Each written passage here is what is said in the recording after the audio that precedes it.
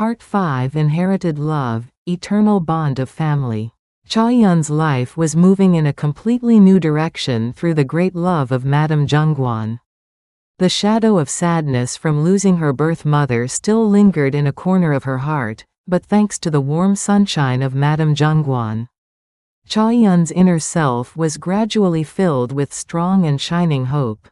She was not just a recipient of love, but was growing into someone who could share that love with the world. The story of Chaoyun, featured in the local newspaper, like a small pebble thrown into a pond, helped positively change people's perceptions of stepmother relationships. She was no longer a passive daughter-in-law. Through her experiences, she was becoming an active and beautiful missionary of love, spreading the wisdom and love she had gained to others. Time passed, seasons changed multiple times, and new winds of change came into Chaoyun's life. A few years later, Chaoyun announced that she was pregnant. Madame Zhongguan was overjoyed to hear this news and busied herself in preparation to welcome her grandchild. Chaoyun carried the baby healthily in the deep love of her mother-in-law, and finally gave birth to a beautiful daughter. Looking into the baby's clear eyes, Chaoyun made a promise. She vowed to give the same big and warm love she received from Madame Zhongguan to this child, and to the future spouse this child would meet. After becoming a mother, Chaoyun came to understand Madame Zhongguan's life even more deeply. She realized how much patience and dedication raising a child demanded, and how noble it was to willingly sacrifice her life for her family. She once again felt awe at the depth of that love shown by Madame Zhongguan in every moment.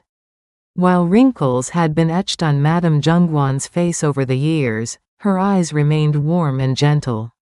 Looking at the marks of time flowing through Madame Zhongguan's white hair, Chaoyun recalled the task that was left for her. It was to become a wise and compassionate mother-in-law like Madame Zhongguan, and to pass on the link of love to the next generation. Chaoyun started volunteering for the elderly in the neighborhood with Madame Zhongguan. She held Madame Zhongguan's hand while making kimchi together, and visited the homes of elderly people living alone to keep them company. Through this process, Chaoyun felt an even deeper joy in sharing love. Madame Zhongguan watched with a pleased smile as Chaoyun underwent such changes. One day, Madame Zhongguan quietly spoke to Chaoyun.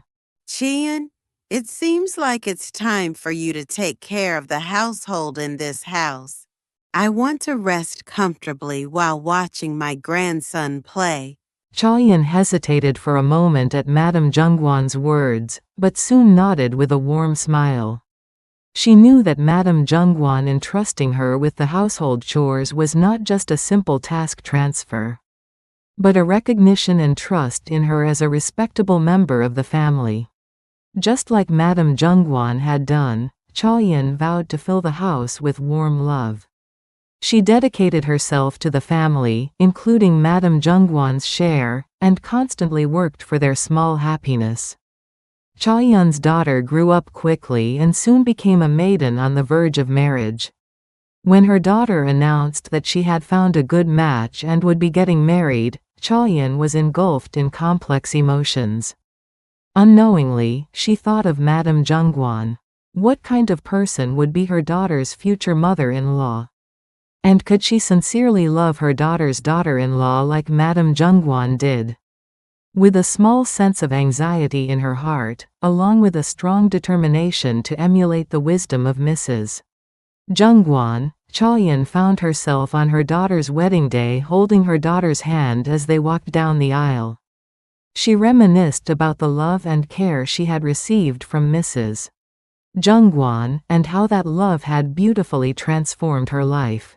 She whispered to her daughter, "My dear daughter, your mother-in-law will now become another mother to you. Approach her sincerely and show her love, and you will surely find the same great happiness as I have." Her voice carried deep insights gained from her own life and warm blessings. After the wedding, Chaoyun approached her daughter's mother-in-law first, offering a warm smile. She welcomed the new family with the warm words and actions she had learned from Mrs. Jungwon. Chaoyun felt deep satisfaction and joy in being able to now practice the ways of love she had learned from Mrs. Jungwon and pass them on to the next generation.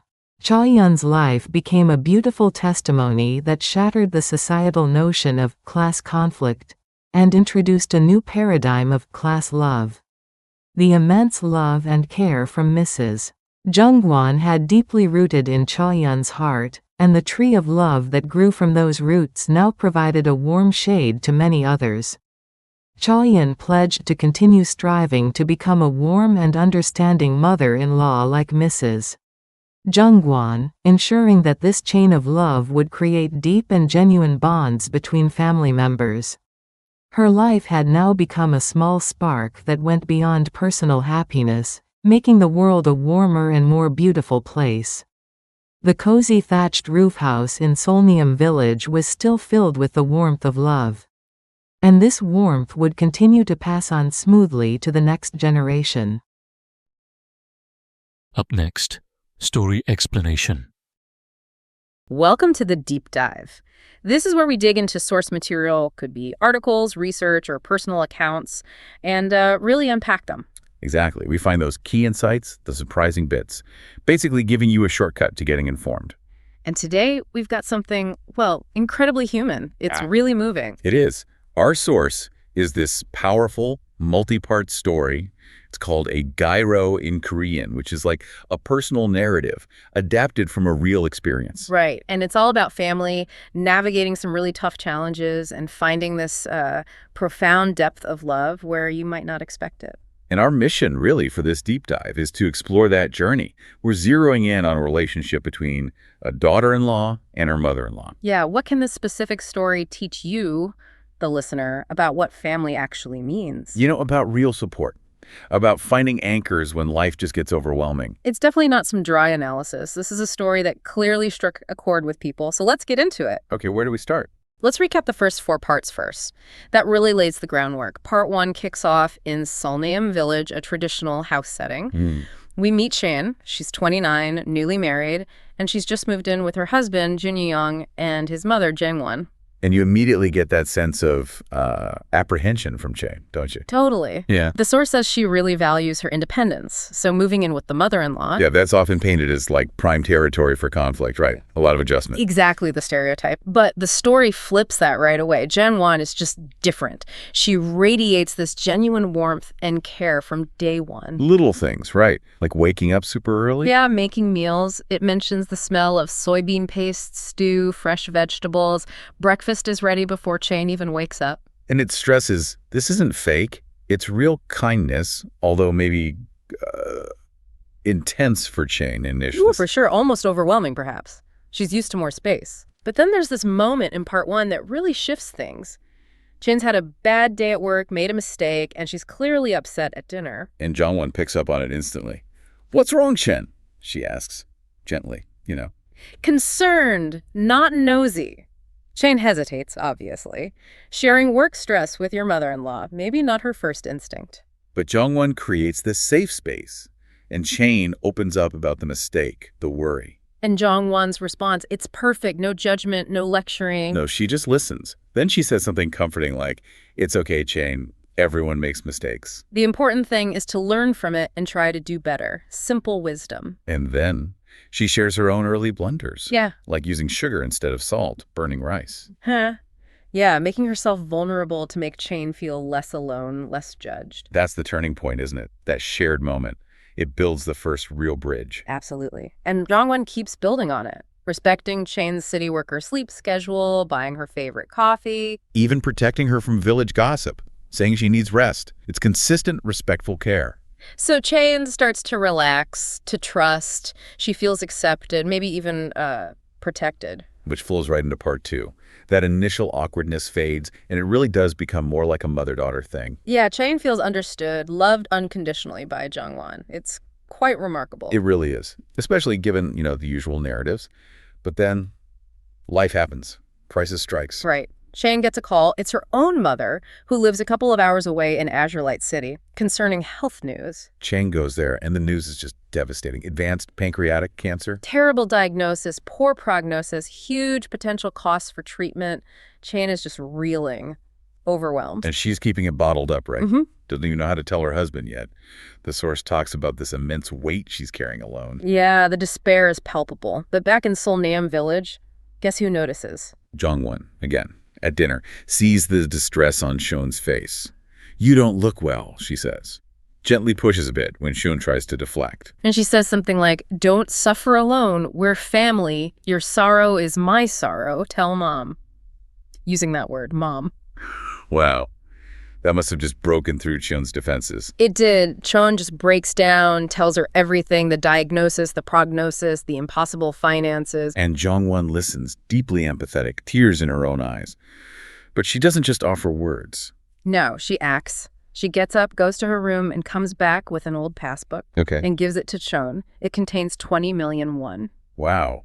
That's a lot of money. It's her life savings, basically. Emergency money, she calls it. Tells Cheon to use it for her mother's hospital bills. Unbelievable generosity. But wait, there's more. She says, "Don't tell Junyoung yet. Right now, saving your mother is most important." Get out. Seriously. Prioritizing Cheon's immediate need over telling her own son. Exactly. And she frames it as, family helps each other. Your birth mother is like my child, too.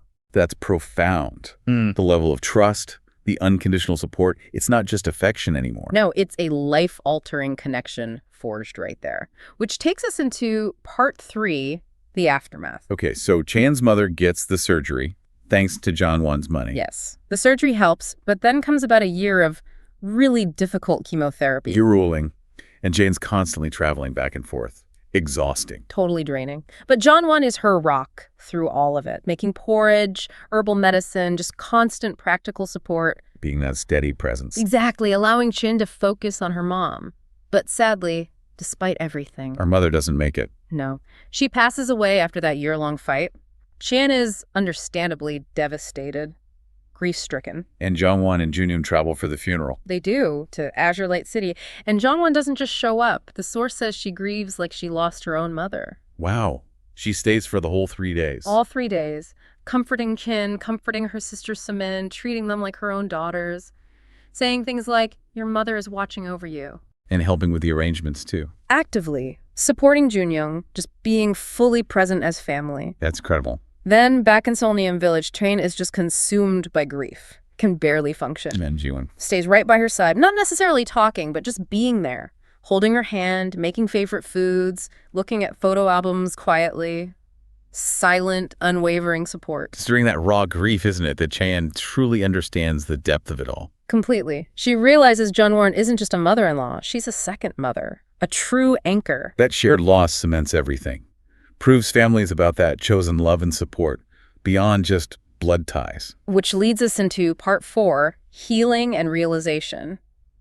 Slowly, Chan starts to emerge from that deep grief, helped by Jongwon and Junyoung. And she can finally process the full impact of that 20 million won gesture. Yes, sees it not just as money, but as this incredible symbol of trust and love, an investment in their family. And she starts noticing Jongwon's kindness extends beyond just her, right, to the community. Exactly. Sees her making mazel cheong, that's plum extract for the elderly center, taking soup to neighbors who live alone. So Jongwon's whole way of being is about this quiet, consistent care. It is. And watching this helps Chine figure out what kind of life she values. One based on giving, on connection. And does she finally tell Jongwon how she feels? She does. A really emotional moment. She tells her, "Mother, you are truly another mother to me, full of gratitude." And Jongwon's response, probably humble. Totally in character. Like, why say such things? We're family. You became my daughter. Just affirming their bond. Beautiful. And Chine gets inspired. She tells Jongwon she wants to be that kind of mother-in-law someday. Treat her own daughter-in-law like a daughter. And Jongwon encourages her. Yes, says she has the warm heart for it. This gives Chine a new drive. To share the story. Exactly. To challenge that negative stereotype. She wants to talk about mother-in-law love. So she writes it down. She does. Titles it, "Miracle Created by Mother-in-Law's Love." Gets it published in a local paper. And it resonates. Big time.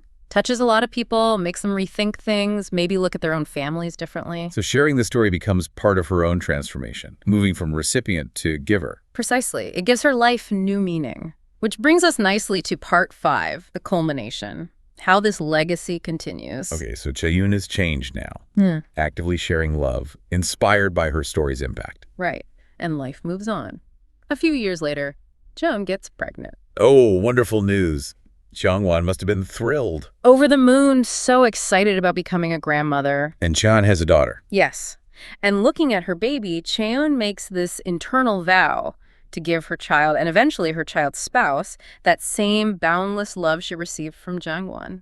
Becoming a mother herself must give her even deeper insight into Jongwon's sacrifices. Absolutely. She gets the sheer effort, the patience, the unconditional nature of raising a family in a way she couldn't before. And she starts noticing Jongwon aging, the visible signs. Yeah, the wrinkles, the white hair. It brings this sense of responsibility, like the torch is being passed. Time to carry on that legacy of love. Exactly. So she starts joining Jongwon in her community work, making kimchi together, visiting elders. Giving back, side by side, reinforcing that community connection. And finding joy in it together. Then comes another quiet but significant moment.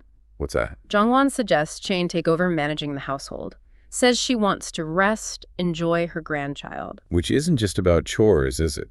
Not at all. Chan understands it as Jongwon formally entrusting her with the heart of the home, acknowledging her as the next matriarch, in a sense. Wow, passing the mantle. Yeah, and Shang accepts, determined to keep the house filled with that same warmth. So years pass. They do. The daughter grows up, and eventually she's getting married. Full circle. John must be reflecting a lot on her own journey then. For sure. Feeling all the normal anxieties, but also this real determination to be a wise, loving mother-in-law, just like Jongwon showed her how to be. And does she pass on any wisdom at the wedding? Oh, yes. A really poignant moment. Walking her daughter down the aisle, she whispers something like, "Your mother-in-law will now be your other mother. Approach her with sincerity and love, and you'll find great happiness, just as I did." Directly echoing her own experience. That's powerful. It really is. And she doesn't just say it, she immediately puts it into practice, warmly embracing her daughter's new mother-in-law. Applying the lessons learned. Extending that warmth and acceptance. Exactly. So the whole story, this lingerer, becomes this living proof, doesn't it? That family isn't just blood. No, it can be chosen. It can be built, nurtured with kindness, with support, creating this legacy of love that just keeps going. And that warmth cultivated over decades. It continues flowing in that Solnaeum village home, now guided by Cheon, keeping Jongwon's spirit alive. Wow.